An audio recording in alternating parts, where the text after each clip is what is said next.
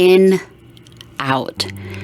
Two words used to explain the two options for going through a door. In and out. The phrase my parents used throughout my childhood to explain how long we would be in the grocery store.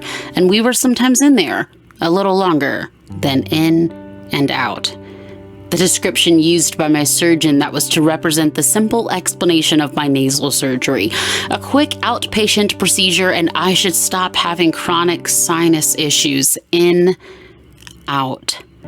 The simplest rules that create a pattern to continue sending and receiving air through our lungs. And just like my surgery, it's much more complex, but to use two simple words explains it the best. The breath goes in as we take it all in, and the breath goes out as we send it out. And just like my parents, when they would take us to run errands, going through different aisles to get all we need before going to the checkout lane, there is much more that happens in between the in and the out. As our organs play a melody the choir can't live without, but all we see is the simplistic remix, the in and out, the beginning and end. Breath. We take a breath. Most of us take for granted how easy it is for us to take a breath. As a kid who battled asthma and an adult who still carries an inhaler, I oftentimes have to take conscious breaths. But even then, my story can't even compare to the beautiful souls on a waiting list waiting for a chance to have the advantage of in, out. Step 1, step 2, we forget how good it feels to have in, out. We get so caught up in our list of to-dos, we forget to take a moment to say thank you for in, out.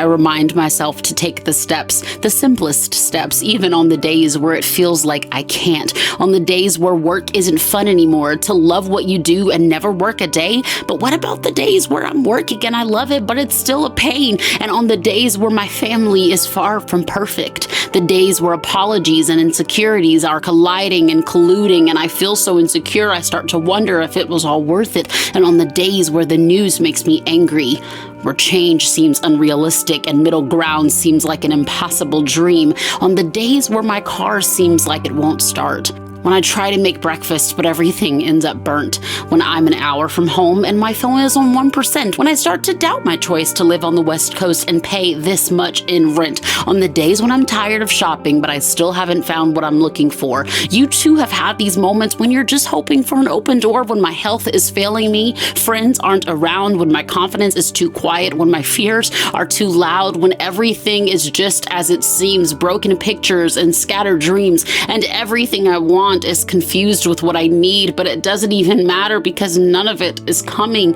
to me when I feel alone. When I am alone, somehow there is still hope.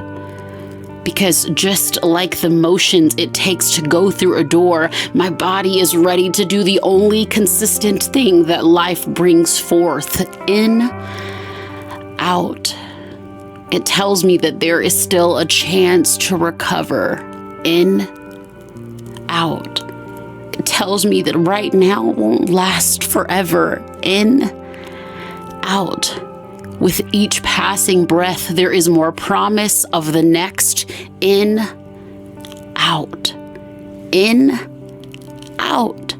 Sometimes soft, sometimes consistent, sometimes heavy, sometimes burdened. Sometimes the in is because of surprise. Sometimes the out is the reality of demise. Sometimes the in filled with disbelief. Sometimes the out is the only form of relief.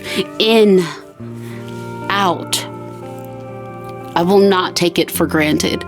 I will not lose sight of the only thing I know, because in a world of uncertainties and things I'm unsure of, I will always remember that where there is breath, there is hope.